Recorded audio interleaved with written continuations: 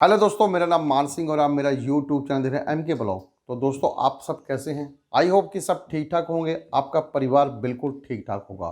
दोस्तों, आप लोगों को सबको मालूम है कि मैं हर रोज़ एक नए देश की वीडियो आपके सामने लेकर आता हूं और आप मेरी वीडियोस को बहुत प्यार देते हैं। तो दोस्तों, आज मैं आप लोगों के लिए एक नए देश की वीडियो लेकर आया हूं। उस देश में आप कैसे जा सकते हैं, कैसे काम कर सकते हैं, जॉब सेक्टर क्या है, इन डिमांड जॉब्स क्या हैं। तो दोस्तों, बने रहिए मेरे चैनल के साथ। चैनल को सब्सक्राइब जरूर कर दें, बेल आइकॉन के बटन को जरूर प्रेस कर दें, लाइक कर दें, शेयर कर दें और कमेंट बॉक्स में कमेंट जरूर लिखें कि आपको ये वीडियो कैसी लगी। तो दोस्तों, आज मैं जिस देश की वीडियो लेके आया हूँ उस देश का नाम है बेल्जियम। आप लोगों ने सुना भी होगा। मैक्सिमम बेल्जियम जो है एक यूरोप की कंट्री है और बहुत ज़्यादा फेमस है और यहाँ पर हर एक पर्सन चाहता है कि मैं जाके काम कर सकूं। तो बेल्जियम को किंगडम ऑफ बेल्जियम भी बोलते हैं और ये वेस्ट यूरोप के अंदर लोकेटेड है। जो इसकी कैपिटल है ब्रुसल। तो दोस्तों, जो यहाँ पर लैंग्वेज बोली जाती है वो है डच, फ्रेंच, जर्मन और यहाँ पर इंग्लिश भी बोली जाती है। बेल्जियम में क्रिश्चियन, इस्लाम और अदर रिलीजन के लोग बहुत ज़्यादा रहते हैं। तो बेल्जियम एक यूरोप यूनियन के अंडर आती है और एक शेंजन कंट्री है। नीदरलैंड, जर्मनी, लक्समबर्ग, फ्रांस इसकी नियर बाई कंट्री, इसकी पड़ोसी कंट्री है और ये बिल्कुल एक सेफ कंट्री है। बेल्जियम एक डेवलप कंट्री है और इसकी हाई इनकम इकॉनमी है। आप इसको गूगल पर जाकर सर्च करके देख सकते हैं। तो जो इसका करेंसी है, करेंसी इसकी जो आप लोगों सभी को मालूम है कि जो कंट्री शेंजन कंट्री आ जाती है, यानी कि यूरोप यूनियन के अंडर आ जाती है, उसकी जो करेंसी है वो यूरो होती है। तो इसी देश की करेंसी भी यूरो ही है। आप गूगल पर जाकर सर्च कर सकते हैं यूरो का रेट क्या चल रहा है। तो ये कंट्री ओल्ड टाउन्स और सिटी करके बहुत ज़्यादा फेमस है। बेल्जियम के अंदर आपको ओल्ड टाउन्स और सिटीज़ बहुत देखने को मिलेगी और इसी वजह से बेल्जियम पूरे वर्ल्ड में मशहूर है और ये एक यूरोप की सबसे सेफ कंट्री है और यहाँ पर लोग घूमने के लिए बहुत आते हैं। तो अभी बात करते हैं बेल्जियम के जॉब सेक्टर इकॉनमी की। पहले मैं बात करूँगा इकॉनमी सेक्टर की, जहाँ से बेल्जियम का जीडीपी ग्रोथ होता है। वो है agriculture, forestry, fishing, resource and power, manufacturing, finance, trade, service, labour and taxation, transportations and telecommunications. ये इसके मेन इकोनॉमी सेक्टर है जहाँ से बेल्जियम की जीडीपी ग्रोथ करती है। अभी बात करते हैं बड़ी बड़ी इंडस्ट्रीज। बेल्जियम के अंदर बहुत बड़ी बड़ी इंडस्ट्रीज़ हैं। वहाँ पर कौन कौन सी मेन इंडस्ट्री है मैं आप लोगों को बारी बारी बताता हूँ। Engineer and metal products, motor vehicle assembly, transportations equipment, scientific instrument, produce food and beverage, chemical, pharmacy, base metal, textiles, glass and petroleum. ये इसकी मेन इंडस्ट्रीज हैं।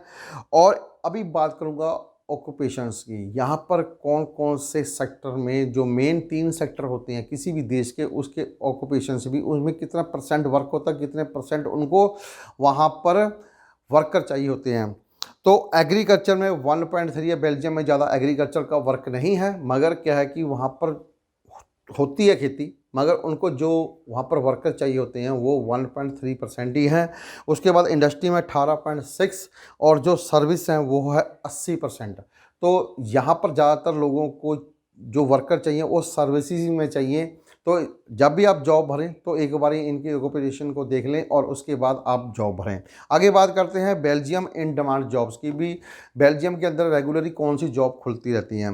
सबसे पहले है accountants, admin work, architects, electrician, plumber, jointers and plasters, engineers, technicians, mechanics, IT staff, project manager, teachers, technical and commercial sale, service sector.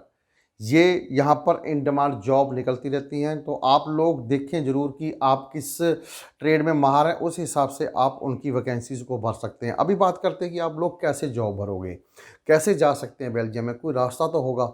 देखो जी, इसके 2 रास्ते हैं।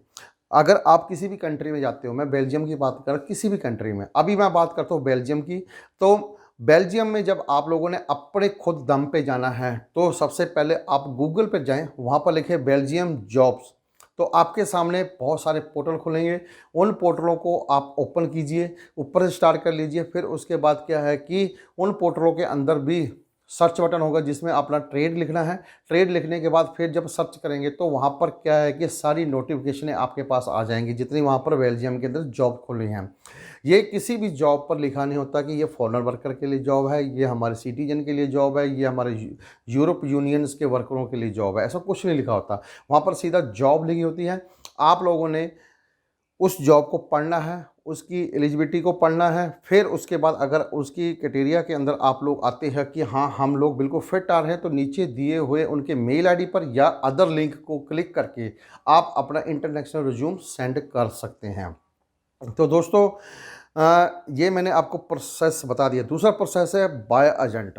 आप बाय एजेंट भी जा सकते हैं, मगर क्या है कि बाय एजेंट अगर जाएंगे तो आप लोगों को लाखों रुपया खर्च करना पड़ेगा। जो मैंने पहले प्रोसेस बताया आप लोगों को, उसमें आप लोगों को 1 रुपया नहीं खर्च करना है, सिर्फ आपकी जो एम्बेसी फ़ीस है वो आपको लोगों को खर्च करनी पड़ेगी। तो ये एक प्रोसेस है जो आप लोगों को खुद अपने आप करना चाहिए। मैं आप लोगों को यही बोलूँगा कि पहले आप अपने आप सर्च करें। अगर आप लोगों को कोई जवाब नहीं आता है तो फिर आप बाद में जैसे आपकी इच्छा, आप किसी एजेंट का सहारा लेके भी जा सकते हैं। एजेंट का सहारा इसलिए होता है कि एजेंट के ऑलरेडी हर एक देश के अंदर जो जॉब एजेंसी है जो उनके साथ टाई अप होता है और प्रोसेस वही होता है जॉब मिलने के बाद जो आप लोग खुद भी करोगे। तो इस हिसाब से आप बेल्जियम में काम कर सकते हैं, जॉब ले सकते हैं। तो अभी बात करेंगे कि बेल्जियम में जॉब लेने से पहले बेल्जियम का अपना प्रोसेस क्या है, उसका रूल रेगुलेशन क्या है, यूरोप यूनियन का रूल रेगुलेशन क्या है। सबसे पहले बेल्जियम अगर जॉब निकालता है किसी भी इंडस्ट्रीज़ के अंदर बहुत सारी रहा, तो सबसे पहले वो अपने सिटीजन्स को पहल देगा। जब उसकी पोस्ट पूरी नहीं भरी जाएगी, उनको कोई अच्छे वर्कर नहीं मिलेंगे, तो फिर वो यूरोप यूनियन के वर्करों के लिए ऐड देगा।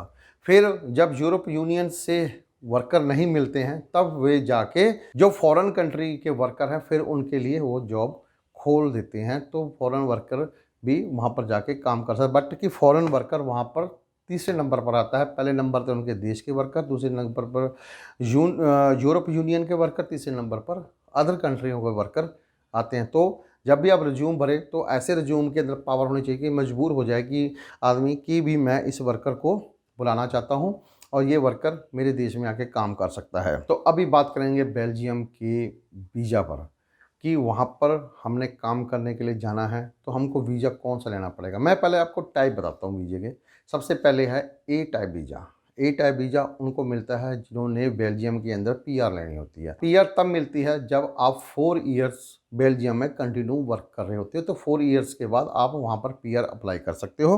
अभी बात करते हैं टाइप बी वीज़ा की, जो होता है टेम्परेरी वर्क परमिट, जो जिसकी वैलिडिटी 1 साल की होती है और आप उस वीज़ा को कंटिन्यू आप रिन्यू करवा सकते हो, वहाँ पर वर्क कर सकते हो। फिर है type C visa, short stay visa, जिसमें टूरिस्ट वीज़ा भी आ जाते हैं और भी छोटे मोटे वर्क जो होते हैं जो कि 2-3 महीने के लिए वर्क वहाँ पर शॉर्ट टर्म्स के लिए होते हैं। कोई फंक्शंस के वर्क होते हैं, कोई मीटिंग्स होती हैं उनके लिए होते हैं, या कोई मान लो कोई इवेंट्स हैं उनके लिए वर्क होते हैं। तो ऐसे शॉर्ट टर्म्स वीज़े उनको मिलते हैं। तो हम फोकस करेंगे टाइप बी, सबसे पहले टाइप बी वीज़े पर फोकस करेंगे हम लोग, क्योंकि हमने सबसे पहले काम करने के लिए जाना है।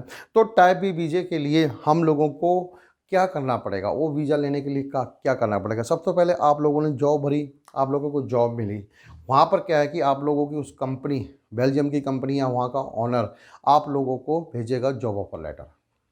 उस जॉब ऑफर लेटर पर ही आप बेल्जियम में जाके काम कर सकते हो। ये इतना ध्यान रखना, किसी भी कंट्री में चले जाना, जब तक आप लोगों को उस कंट्री की किसी कंपनी का जॉब ऑफर लेटर नहीं मिलेगा तब तक आप वहाँ पर काम करने के लिए नहीं जा सकते, बल्कि वो कंपनी वहाँ की मिनिस्ट्री ऑफ लेबर के साथ रजिस्टर्ड होना कंपल्सरी। तो उसके बाद क्या है कि जैसे ही आपको जॉब ऑफर लेटर मिलता है उसी मेल के अंदर आपके डॉक्यूमेंट की लिस्ट लिखी होगी, जो कि वहाँ की कंपनी के एचआर टीम या फिर एम्प्लॉयर्स आप लोगों को मेल में बताता है कि आप अपने अपने ये डॉक्यूमेंट हमको स्कैन करके भेज दीजिए।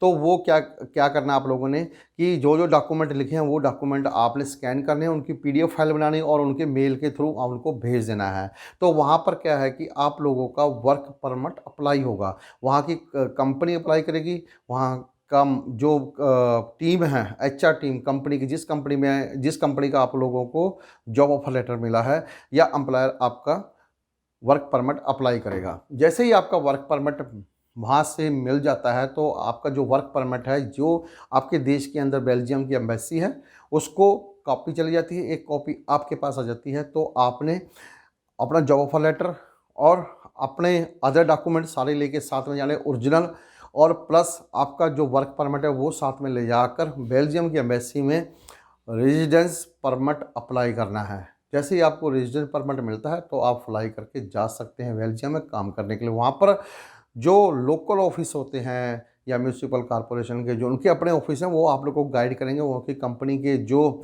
मेन एचआर टीम है वो आप लोगों को गाइड करेंगे। वहाँ पर अपने आप को रजिस्टर करवाना है, फिर आप बेल्जियम में काम कर सकते हैं। दोस्तों ये एक बेल्जियम की मेरी छोटी सी एक वीडियो थी। आपको कैसी लगी मेरे को कमेंट बॉक्स में ज़रूर बताना। चैनल को सब्सक्राइब जरूर कर देना, बेल आइकॉन के बटन को जरूर प्रेस कर देना, लाइक कर देना, शेयर भी कर देना। दोस्तों अभी मैं आप लोगों से इजाज़त चाहता हूँ। मेरी तरफ से आप लोगों को प्यार भरी सत श्री अकाल, जय हिंद।